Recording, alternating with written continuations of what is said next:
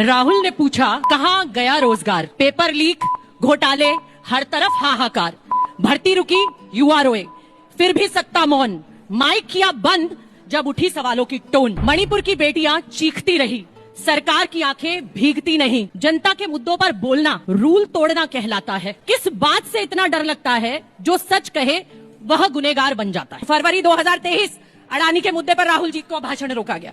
2 मार्च 2023 Britain में भाषण देने के बाद जब राहुल जी आए तब उन्हें बोलने नहीं दिया। सफाई देने का हक सबको है, बोलने का हक सबको है, क्यों नहीं बोलने दिया जाता? मणिपुर हिंसा पे भाषण जब वो देना चाहते थे तो बार बार बीच में टोका गया, बार बार बीच में रोका गया। क्यों? मणिपुर इस देश का हिस्सा नहीं है। अभी बदत है भाई, अभी बदत है। If you can't convince them, confuse them. आप जितनी बार भी मणिपुर लेकर आते हैं, आप उतनी बार कोलकाता लेकर क्यों नहीं आते हैं? क्या वहाँ पे आपका संविधान नहीं है? क्या वो हमारे देश का हिस्सा नहीं है? क्या आप प्लीज मुझे बताएंगे कि ये अभी से ये कांग्रेस की सरकार से भी पता नहीं क्या क्या होता आ रहा है और उनको अब जाकर न्याय मिला है, तो आप लोग उस पर भी उसकी वजह से इधर क्यों नहीं आते हैं? बचपन में एक युवा इटालियन पुत्र की कहानी सुनी होगी जो झूठ बोलते थे। नहीं, मैं उसकी बात नहीं कर रहा हूँ जिसकी आप सोच रहे हैं, मैं बात कर रहा हूँ पिनोकियो की। भारत की राजनीति के पिनोकियो कौन है? राहुल गांधी। राहुल गांधी जो रफाल पर झूठ बोलते हैं तो सुप्रीम कोर्ट ने फटकारा, सावरकर पर झूठ बोलते हैं तो उद्धव ने नकारा, सेना पर झूठ बोलते कि सेना की पिटाई कर दी चाइना की सेना ने तो हाईकोर्ट ने और डीजीएमओ ने नकारा। महाराष्ट्र के चुनाव पर झूठ बोलते तो इन्हीं के नेता आकर क्लैरिफाई करते कि ऐसे हमने चुनाव नहीं हारे, अपनी गलती से हारे। एचएएल पर, सीबीआई पर, ईडी पर, एलआईसी 370 सब पर झूठ बोलते। कर्नाटक चुनाव पर भी कल ईसीआई ने फैक्ट चेक किया, अब एक और झूठ बोला है कि मुझे बोलने नहीं दिया जाता। भाई साहब, पहले भारत में रहना पड़ेगा,